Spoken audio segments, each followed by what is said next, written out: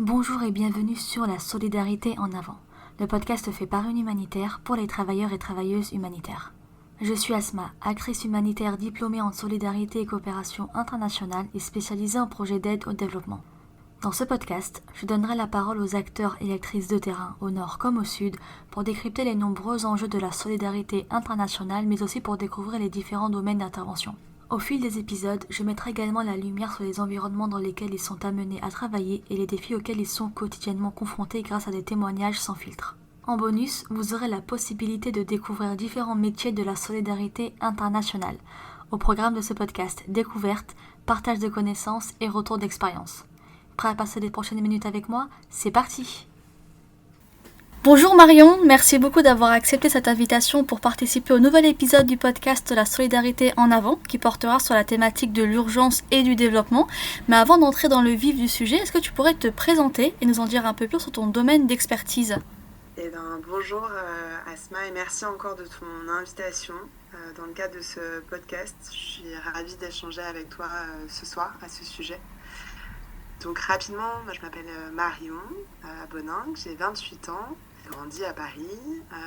J'ai fait des études de droit, sciences politiques pour mon parcours universitaire. Ensuite, j'ai eu le besoin un peu de réfléchir, de prendre une pause suite à cette licence. Du coup, j'ai fait une première année de césure et je suis partie du coup en Inde du Sud dans le cadre d'un service civique international où j'ai travaillé pendant 6 mois sur des programmes de microcrédit auprès de groupes de femmes intouchables. C'est une expérience qui m'a beaucoup marquée et surtout qui m'a confortée dans la volonté d'évoluer dans le secteur de la solidarité internationale. Du coup, j'ai réalisé un master dans le domaine au sein de l'école 3A en coopération et action humanitaire. Et c'était passionnant, c'était des études passionnantes, très axées opérationnelles et gestion de projet. Donc ça m'a été très utile et en même temps j'avais cette envie et cette appétence, je te disais, de creuser la dimension géopolitique et relations internationales qui est en fait clé selon moi quand on intervient sur des crises humanitaires mais aussi dans le développement dans des pays complexes. En complément de ce master, tu vois, action humanitaire, coopération et action humanitaire, j'ai fait 2 autres formations complémentaires à l'ERISUP en géopolitique et prospective et en relations internationales et action à l'étranger à la Sorbonne. Donc c'était un bagage universitaire qui ensuite m'a été très très utile pour commencer à évoluer dans ce domaine-là. La spécificité aussi, c'est que j'ai fait ces masters, en tout cas, en apprentissage, ce qui m'a permis vraiment de mettre en pratique les enseignements très riches dispensés dans ces cadres-là et de les mettre en réalité tout de suite avec le monde professionnel. Et donc, sans être trop longue dans ce parcours, mais moi j'ai débuté ma carrière professionnelle au sein en fait d'une fondation d'entreprise. D'accord. La fondation Monoprix où j'ai donc dans le secteur du privé où j'ai travaillé sur beaucoup, voilà, c'était un poste de chargé de projet qui m'a été très utile par la suite. J'y suis restée 2 ans où j'ai travaillé sur les enjeux d'accès aux produits de première nécessité et de rupture face à la solitude face à la rue. Et tu verras, ça fait du lien en fait, ça fait du sens par rapport au parcours ensuite. Ensuite, je me suis beaucoup plu au sein de ce département du développement durable, au sein de la fondation d'entreprise, mais c'est vrai qu'il manquait la dimension internationale pour moi. Donc je suis revenue à mes premiers amours après ces 2 ans passés à Monoprix.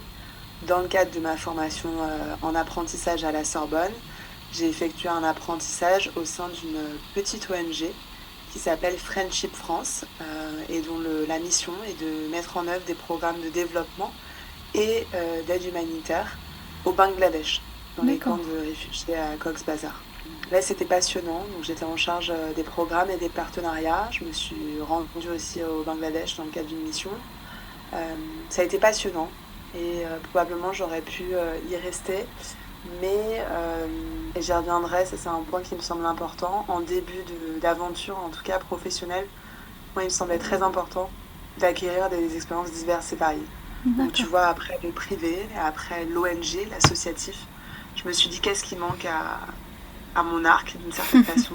Et donc je me suis dit le public, pour bien comprendre aussi ces acteurs, être en capacité d'interagir avec eux, etc. Mieux comprendre de l'intérieur, comment est-ce qu'ils vivent les choses, quels sont leurs enjeux. Donc c'était l'année du Covid, donc j'aurais pu leur partir à l'étranger, mais j'ai pas pu, donc j'ai fait autrement. J'ai trouvé un poste qui me passionnait sur les enjeux d'égalité, de lutte contre les discriminations, au sein d'une petite direction du ministère des Solidarités et de la Santé, qu'on appelle la DGCS, la Direction Générale de la Cohésion Sociale. D'accord. Et là, ça a été une année très très riche parce qu'en fait très complémentaire, beaucoup d'analyses, de rédaction aussi de rapports sur les enjeux de lutte contre la pauvreté, d'égalité femmes-hommes, etc., mais sur le territoire français.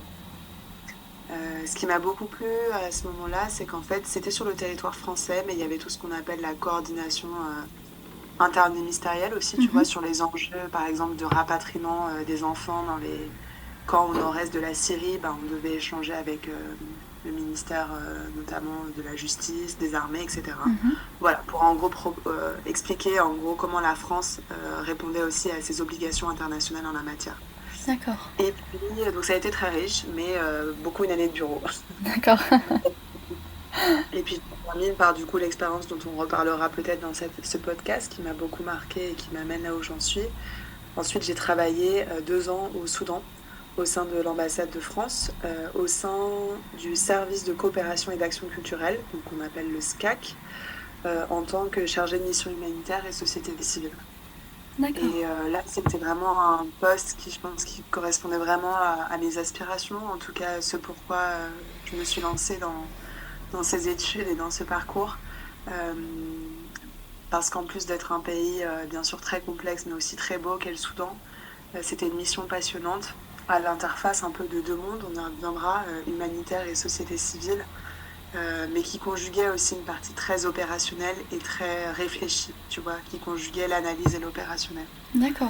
Donc voilà, pour répondre à ta question, moi c'est un parcours que j'ai voulu construire à ma façon, c'est-à-dire pas forcément en conduisant, en suivant les consignes ou l'ordre établi, mais qui m'a reste beaucoup riche. enrichi. Qui m'a beaucoup enrichi, exactement. Et sur le domaine d'expertise, tu vois, je suis pas tout à fait à l'aise avec ce domaine d'expertise parce que je pense que ce serait plus correct pour moi de parler de champ de connaissances, d'appétence, de compétences, de vécu. Parce que pour moi, quand tu évolues dans le secteur de la solidarité internationale, il faut toujours être dans une posture de questionnement, d'humilité, d'apprentissage, de se questionner en permanence et donc de jamais en fait se prétendre, tu vois, expert de quoi que ce soit. On a toujours beaucoup à apprendre des personnes qu'on rencontre. Ça nous interpelle, ça bouscule ce qu'on pensait savoir et donc en fait, il faut une capacité justement ne pas se prétendre expert d'eux. Parce que pour moi, ça, c'est le plus grand des dangers. C'est vrai. Je te rejoins totalement sur ça. Et donc, tu vois, pour répondre à ta question, plus qu'un domaine d'expertise, c'est un domaine de passion et d'engagement qu'est la solidarité internationale, de façon large. En tout cas, je te remercie beaucoup pour cette introduction et je te félicite pour ton parcours qui est très riche. Et du coup, de par tes différentes expériences de terrain, au siège, mais également tes différentes formations, comment tu pourrais définir ce qu'on appelle l'urgence et le développement ? Alors, très bonne question. Déjà, il y a une différence fondamentale entre ces deux éléments qui est la temporalité de l'intervention. Et je pense que c'est d'ailleurs ça qui permet de les distinguer fondamentalement. C'est-à-dire que l'urgence, c'est, pour rester simple, il y a des gens qui ont fait des thèses immenses à ces sujets, donc ce ne sera pas l'objet de l'échange, mais pour faire simple, l'urgence, c'est on intervient, on agit après une crise, après un choc de très haute intensité, pour apporter secours, assistance, soulager des souffrances, répondre à des besoins immédiats. Donc on agit dans un temps qui est très restreint et donc notre façon d'intervenir doit répondre aussi à certaines modalités qui permettent de répondre à ce cadre particulièrement restreint. Je pense qu'on a tous aujourd'hui en tête aussi les images de Gaza, etc. Et voilà, après il y a aussi les catastrophes naturelles, etc. Mais on doit vraiment être dans une temporalité spécifique. Et donc pour distinguer le développement, on intervient dans un contexte qui est un peu moins explosif, si je peux faire plus simple. c'est-à-dire qu'on intervient dans un contexte où il y a en tout cas une stabilité un peu plus apparente. Après, on peut discuter sur qu'est-ce que veut dire instabilité, est-ce que c'est de surface, etc. Mais on intervient dans un contexte qui n'est pas le même, c'est-à-dire que les besoins auxquels aussi on va répondre, les opérations qu'on va mener, ne se font pas dans un cadre aussi restreint du point de vue de la temporalité. On est d'ailleurs dans un champ beaucoup plus long quand on pense développement. Et du coup, de par ces deux définitions que tu viens de donner, qui au premier abord ont l'air différentes, on sait aussi en tant qu'humanitaire qu'il y a quand même des liens entre ces thématiques-là et ces domaines d'intervention. Et est-ce que tu pourrais nous en dire plus justement sur ces liens ? Il y en a beaucoup, je pense, en fait, de points communs. Mais si je devais en relever un ou plusieurs, ce serait l'analyse. L'analyse du contexte, de l'histoire, des acteurs en présence, et aussi les intérêts, les positions, les besoins de ces acteurs-là. C'est-à-dire dans l'urgence comme dans le développement. Et donc ça peut paraître un peu paradoxal vis-à-vis de ce que je viens de dire sur l'urgence qui demande aussi d'intervenir dans un contexte très restreint. Si on n'a pas cette analyse-là en tête, si on ne l'a pas faite, et si on ne continue pas de la faire tout au long de son intervention, parce que bien sûr cela évolue, on part dans le mur, on va dans le mur. Donc là, il y a quand même un enjeu central qui est pour moi vraiment comprendre où on met les pieds, si j'essaye de simplifier, avec qui on interagit, pourquoi, à quelle fin, etc. C'est qu'en fait, on passe quand même beaucoup de temps à se dire analyse, avant d'agir, avant d'intervenir. Tout de suite, il faut analyser qui sont les acteurs, pourquoi est-ce qu'on fait les choses, comment est-ce qu'on va les faire, avec qui on va les faire, avec qui on ne va pas les faire, etc.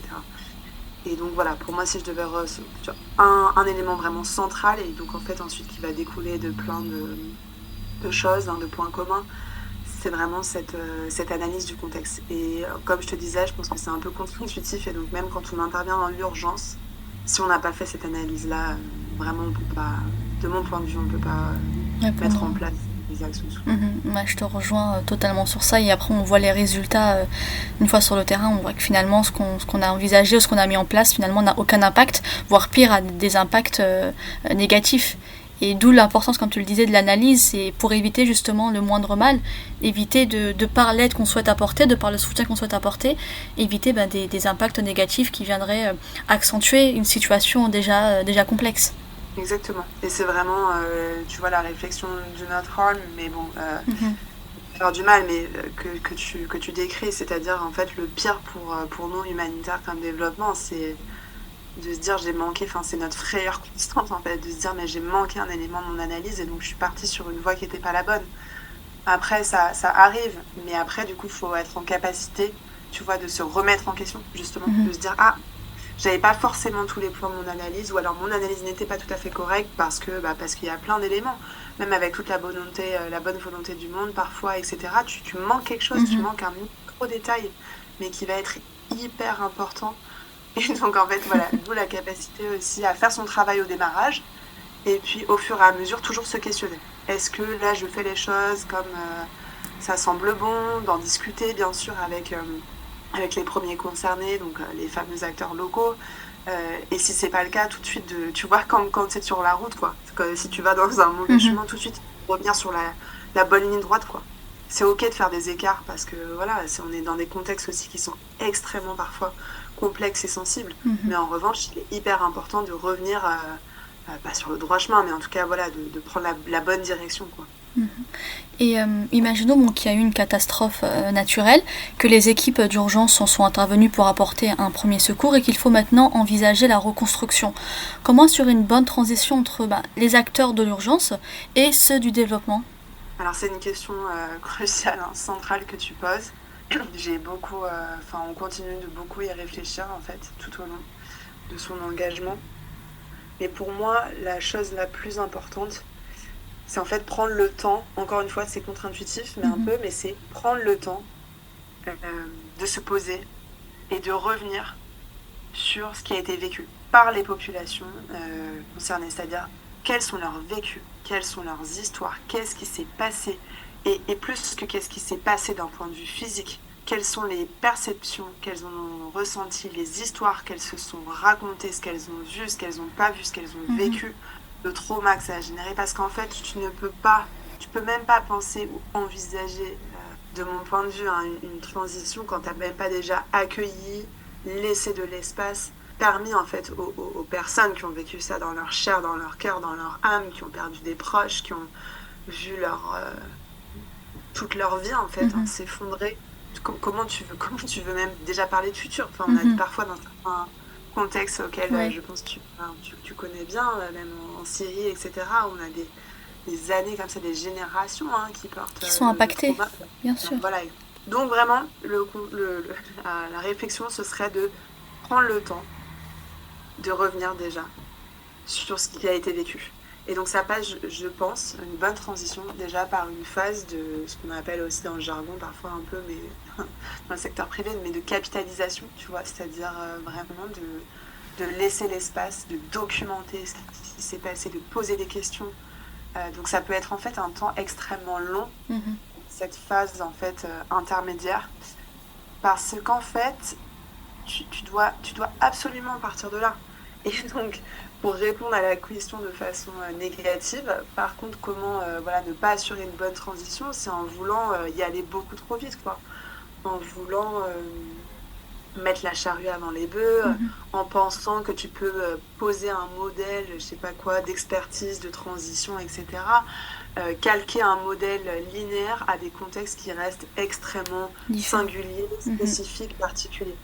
Et donc, tu vois, je t'ai parlé forcément là du Soudan, donc penser la transition là pour le Soudan vis-à-vis de la guerre qui est en train, et le niveau de destruction, de trauma, etc., ça va forcément être extrêmement long.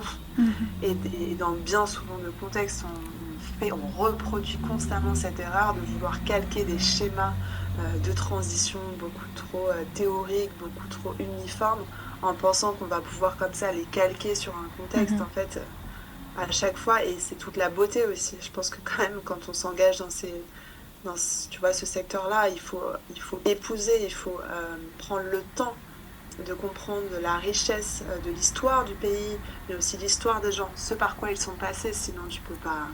Donc nous, en fait, la posture, je pense que ce serait d'abord beaucoup d'écoute.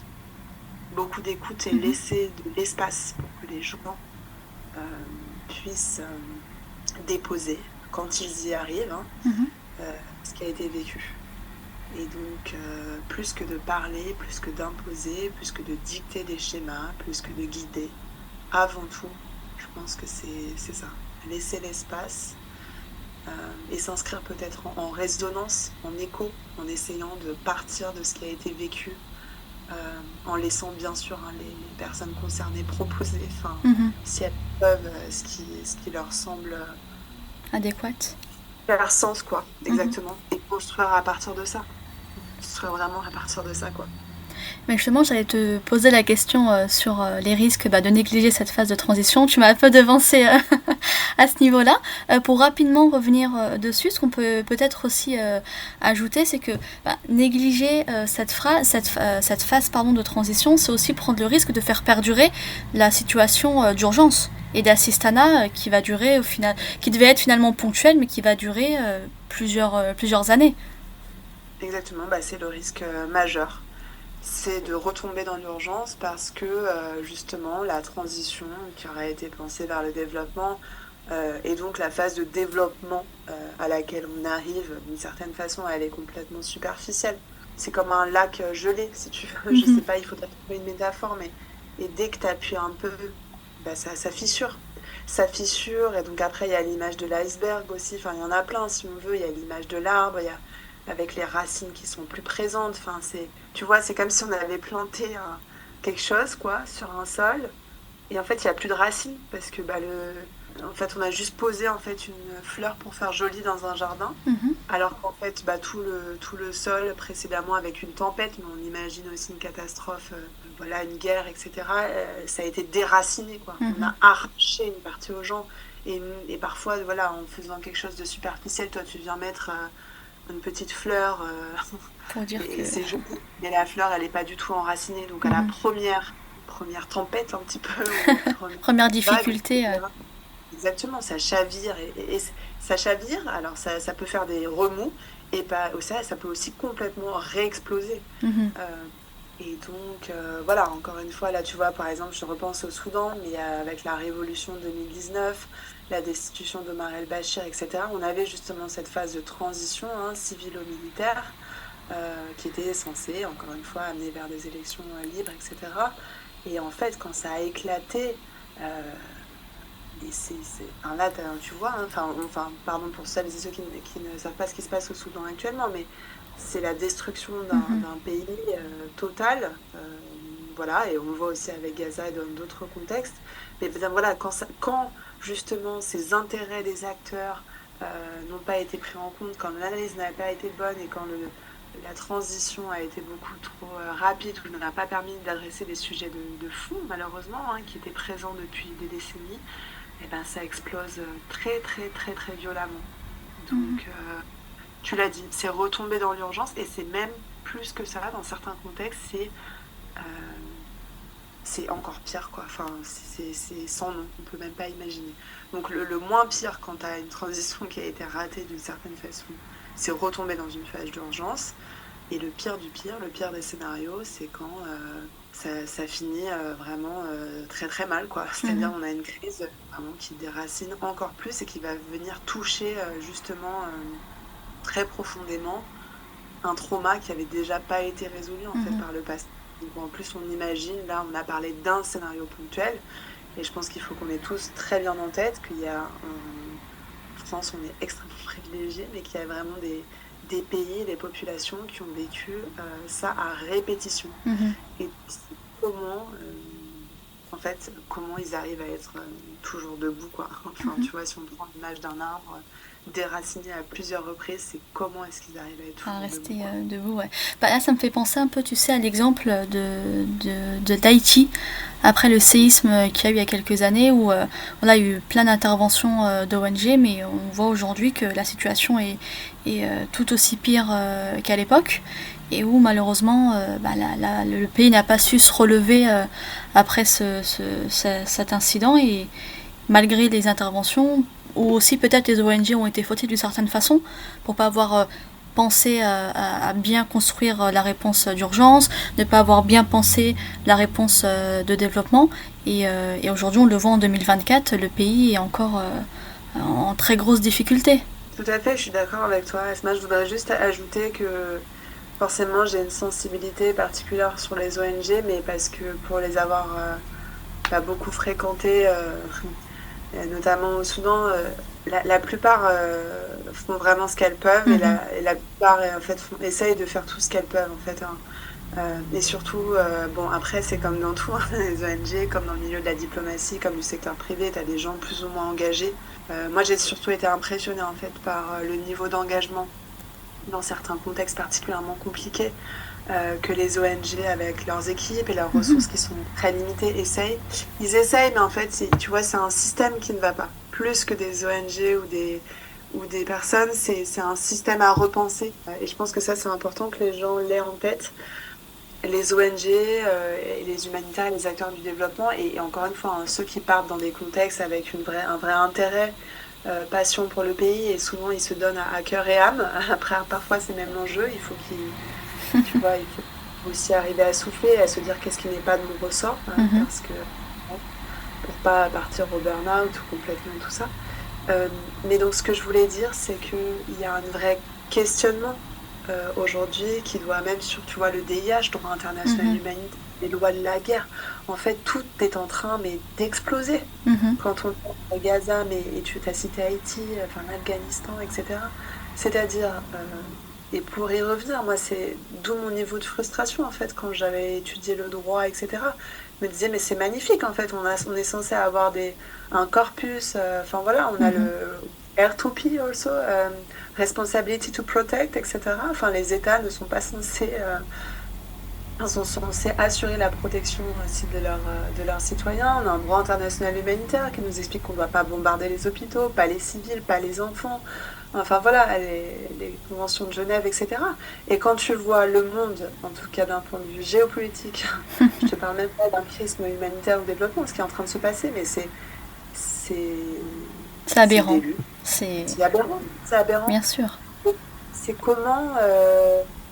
c'est comment est-ce qu'on pense autrement en fait. Comment est-ce qu'on se dit va falloir inventer d'une certaine façon autre chose, il va falloir faire bouger les lignes parce que ça rend fou en fait.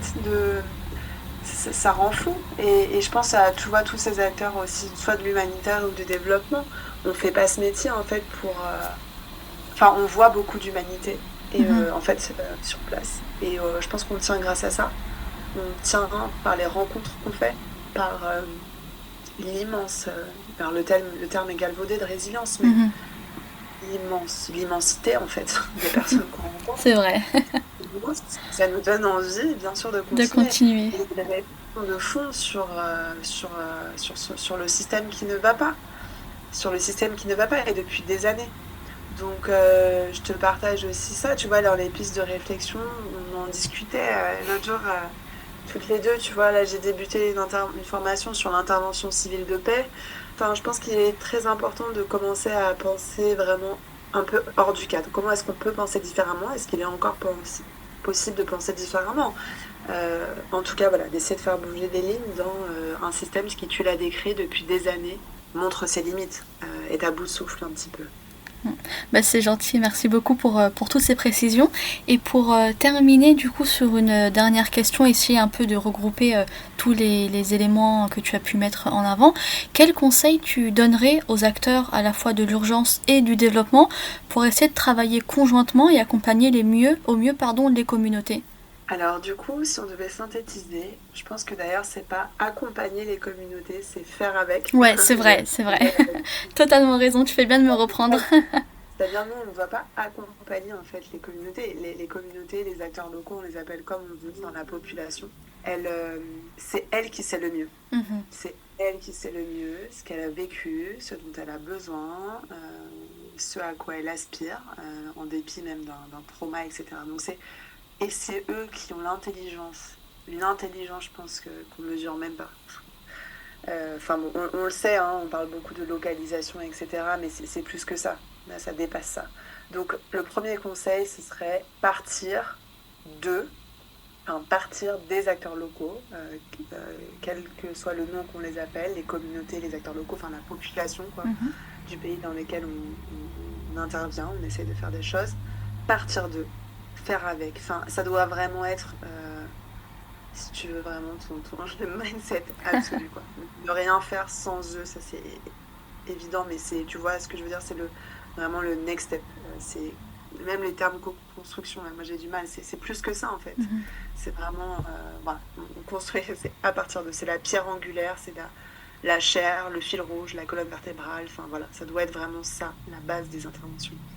Ensuite, je dirais, deuxième conseil, c'est de sortir des cases, des cadres, des schémas de pensée théoriques, autant que possible. C'est-à-dire, il est important, bien sûr, de savoir qu'il y a différents fonds, dispositifs, etc., qui sont alloués en fonction de tel ou tel schéma, quoi. Notamment si on parle d'urgence et développement. Mais il faut connaître au mieux ces dispositifs pour s'en libérer, j'ai envie de te dire, enfin pour s'en abstraire. C'est-à-dire rester dans un cadre d'intervention, bien sûr, c'est pas ce que je suis en train de dire, c'est pas n'importe quoi, mais c'est et ça rejoint les autres conseils, qui est d'être le plus pragmatique possible et d'essayer de fracturer là où tu peux les frontières, les barrières justement entre tous ces mondes-là. C'est faire du lien, c'est inventer des solutions, c'est faire bouger les lignes en fait, justement dans un système qui est parfois beaucoup trop rigide entre les différents dispositifs. Donc c'est vraiment sortir des cases, mais pas pour faire le fou. Oui, pour apprendre. Et surtout pour pas s'enfermer soi-même et les autres dans un schéma, tu vois. Moi, le pire, c'est vraiment des gens qui se disent je suis humanitaire, donc je ne parle que à des humanitaires, quoi. Enfin, par exemple. En fait, quand on est en humanitaire ou en développement et quand on intervient dans des pays complexes, on se doit de parler avec tout le monde. Tous les acteurs. Tout le monde. Donc c'est tout le monde autour de la table, j'ai envie de dire tout le monde autour de la table, ça devrait aussi être un conseil central. Après, on n'est pas forcément d'accord avec les discours, les positions, etc. des uns et des autres, mais ça commence par avoir tout le monde autour de la table pour écouter ne serait-ce que les différentes actions, les différents dispositifs, et ensuite réfléchir aussi à comment est-ce qu'on peut être en bonne intelligence. Et donc ça rejoint les derniers conseils. C'est de pas vouloir être le bon élève ou je sais pas quoi de son champ justement d'expertise ou de son cadre. C'est sortir du cadre, mais toujours en bonne intelligence, en coordination et à l'écoute aussi des différentes parties prenantes. Et c'est toujours faire preuve de bon sens. Ça peut sembler très bateau ce que je suis en train de dire, mais vraiment en fait c'est refuser de se mettre soi, de mettre les autres dans des cases et surtout de mettre la population dans une case. Donc voilà, je sais pas si c'est clair ces conseils-là, mais c'est partir des gens qui savent le mieux, si j'essaie de synthétiser, écouter les différents points de vue, mettre autant que possible tout le monde autour de la table pour n'exclure personne, ce qui peut aussi créer les conditions ensuite futures, justement des éléments de ta crise. Être très lucide et s'intéresser, avoir de la curiosité justement pour les différentes actions des uns et des autres. Et ensuite, essayer de faire preuve de bon sens, d'être le plus pragmatique possible, c'est-à-dire aussi parfois en étant malin, en étant rusé, en se disant ça n'est pas dans mon champ justement d'expertise, où je n'ai pas les ressources pour cela. En revanche, il y a d'autres personnes qui sont en capacité. Et donc, voilà, nous on peut mettre en fait en tout cela et en fait le résultat souvent, tu l'as dit, on intervient dans des contextes qui sont très compliqués parfois aussi avec des ressources humaines, financières, compliquées, faut aussi se préserver. Et donc voilà, c'est comment est-ce que on met, tu vois, toutes les forces un peu de l'équipe. Enfin, c'est comme un match, voilà, comme dans le sport, quoi. Il faut que, ou comme un concert, il faut que chacun arrive à jouer son morceau ou sa partition, etc. Mais voilà, surtout, toujours le premier conseil, c'est on fait tout ça parce qu'on essaye de se mettre au service de personnes incroyables. Et je crois que c'est quand même le premier problème essentiel. Enfin, premier point à retenir. Vraiment changer, exactement. Pour être plus positif, c'est que c'est elles et eux qui doivent être mis en lumière. Et nous, on doit juste être là, je pense, en soutien et faire ce qu'il est en notre possible pour essayer de trouver des solutions, pour répondre à des difficultés, à des expériences de vie qui sont difficilement imaginables. C'est vrai, je te rejoins totalement, notamment sur les différents conseils que tu as pu donner et je n'en aurais pas plus à ajouter, donc je te remercie énormément d'avoir vraiment pris le temps de détailler tout ça et d'avoir également donné des exemples qui se basaient sur tes expériences de terrain, ce qui nous permet vraiment de pouvoir d'illustrer au mieux tout ce qu'on a pu dire durant cet échange. C'est moi qui te remercie infiniment, Asma, parce que je pense que c'est très précieux et c'est important, je pense, de continuer à s'intéresser à ces problématiques. Donc c'est un formidable projet que tu portes, formidable aussi de pouvoir écouter d'autres personnes, d'avoir leur retour de terrain. C'est comme ça aussi qu'on apprend, tu vois, qu'on s'enrichit, qu'on se questionne, etc. Donc je te souhaite plein de réussite dans ce projet et puis ça va être super d'écouter aussi les différents intervenants et puis j'espère aussi que tout ça servira à chacun avec à sa petite échelle à participer à des réflexions pour justement celles et ceux qui ont envie de chèque de système, quoi, faire un peu bouger les lignes parce qu'il est vraiment nécessaire. Donc. Merci à vous d'avoir écouté ce podcast jusqu'au bout. S'il vous a plu, rendez-vous sur les différentes plateformes d'écoute ainsi que sur le site Boosters Solidaire pour en découvrir d'autres et n'hésitez pas à me soutenir en laissant 5 étoiles. Retrouvez l'ensemble des notes de ce podcast sous forme d'articles sur le site Boosters Solidaire. Pour aller plus loin, si vous souhaitez en savoir plus sur l'invité de cet épisode, n'hésitez pas à consulter les liens mis en avant dans l'article. On se donne rendez-vous au prochain épisode. Belle journée à vous, où que vous soyez.